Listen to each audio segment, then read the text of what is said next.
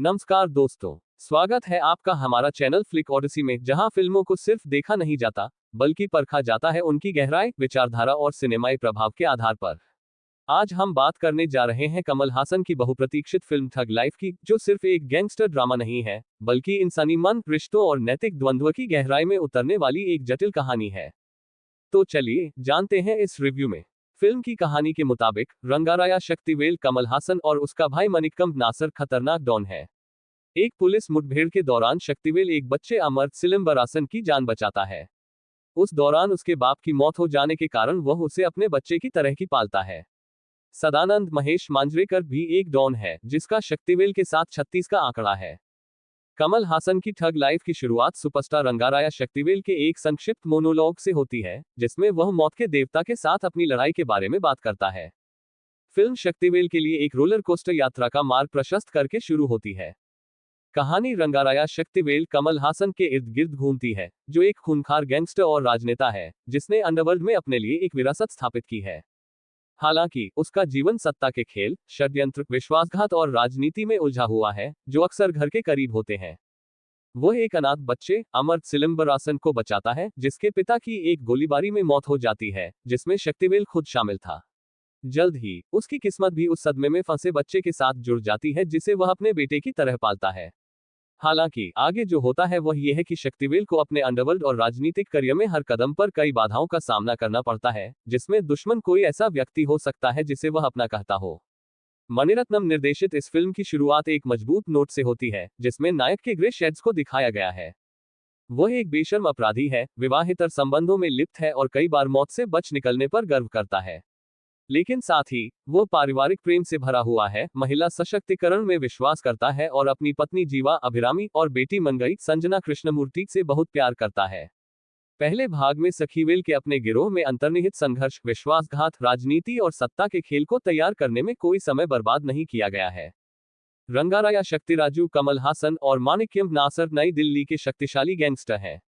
अपने बचपन के दिनों में एक मुठभेड़ के दौरान शक्तिराजू को एक बच्चा अमर सिलम्बरासन मिलता है और वह उसे अपने बच्चे की तरह पालता है। सालों बाद शक्तिराजू जेल में चला जाता है और अमर साम्राज्य पर कब्जा कर लेता है। हालांकि एक दुर्भाग्यपूर्ण घटना अमर को उसके गुरु के खिलाफ कर देती है। बदला लेने की भावना से ग्रस्त वह शक्तिराजू को गिराने के लिए प्रतिद्वंद्वी गिरोह के सदस्यों के साथ गठबंधन करता है। शक्ति राजू के भाई मनिकम नासिर से प्रभावित होकर अमर अंततः अपने गुरु के खिलाफ हो जाता है और नेपाल की यात्रा के दौरान उस पर एक क्रूर हमला करता है। माना जाता है कि शक्ति राजू मर चुका है। अमर और मनिकम द्वारा सिंडिकेट पर नियंत्रण करने के बाद उसे धोखा दिया जाता है। अमर शक्ति राजू की प्रेमिका इंद्रानी त्रिशा को भी अपना बताता है। 2 साल बाद शक्ति राजू वापस लौटता है अपनी पत्नी अभिरामी के साथ फिर से मिलने, इंद्रानी को वापस पाने और क्रूर बदला लेने के लिए दृढ़ संकल्पित।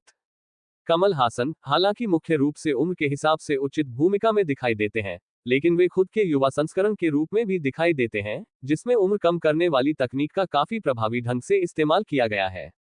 उम्रदराज गैंगस्टर शक्ति रंगराजू के रूप में कमल ने एक और दमदार अभिनय किया है। हालांकि यह उनकी सर्वश्रेष्ठ फिल्मों में से नहीं है, लेकिन वे अपनी कुछ हालिया फिल्मों की तुलना में यहाँ कहीं अधिक विश्वसनीय हैं। त्रिशा भी स्क्रिप्ट से निराश है। उनका किरदार संभावित रूप से शुरू होता है, लेकिन जैसे जैसे फिल्म आगे बढ़ती है वह एक कैरिकेचर में बदल जाती है। अभिरामी एक अच्छी तरह से परिभाषित भूमिका में चमकती हैं, खासकर दूसरे भाग में जहां उनका प्रदर्शन बेहतरीन है। नासिर, महेश मांजरेकर और तनिकेला भरानी को सीमित दायरे वाली सामान्य भूमिकाएं दी गई हैं। अशोक सेल्वन एक पुलिस अधिकारी के रूप में बेमिल लगते हैं, जो इस गंभीर गैंगस्टर सेटिंग में जगह से बाहर दिखाई देते हैं। ऐश्वर्या लक्ष्मी को अपना पल केवल चरमोत्कर्ष पर मिलता है। कमल हासन ने ठीक ठाक अभिनय किया है। उनके संवाद, खासकर सिलम्बरासन और नासर के साथ टकराव वाले दृश्यों में अच्छी तरह से लिखे गए हैं और कभी कभी डार्क ह्यूमर से भरे हुए हैं। कई उम्र के चरणों में उनकी उपस्थिति, खासकर युवा रूप, प्रशंसकों के लिए एक विजुअल ट्रीट है।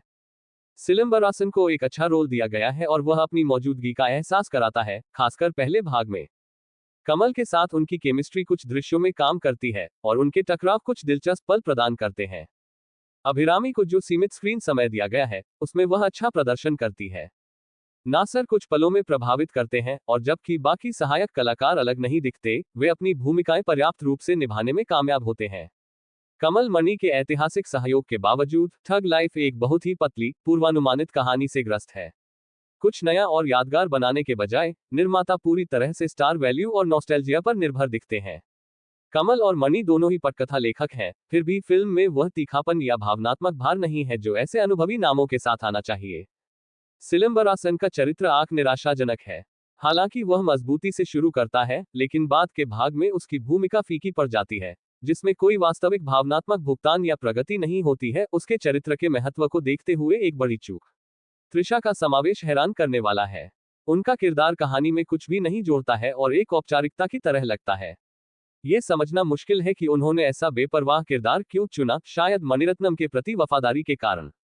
बड़े कैनवास और कलाकारों की एक पूरी टोली होने के बावजूद फिल्म में अशोक सेल्वन, जोजू जॉर्ज और ऐश्वर्या लक्ष्मी जैसी प्रतिभाओं का कम इस्तेमाल किया गया है।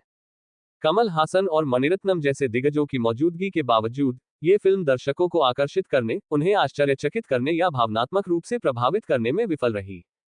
फिल्म में 70 साल की उम्र में भी कमल हासन का स्वैग और जिंदादिली बेहतरीन है। रंगारा या शक्तिवेल की भूमिका में कमल हासन ने शानदार अभिनय किया है। रंगारा या शक्तिवेल के ईर्ष्यालु भाई मनिकम की भूमिका में नासर ने बहुत अच्छा अभिनय किया। अमर की भूमिका में सिलंबरासन को एक अविकसित चरित्र में बर्बाद कर दिया गया है।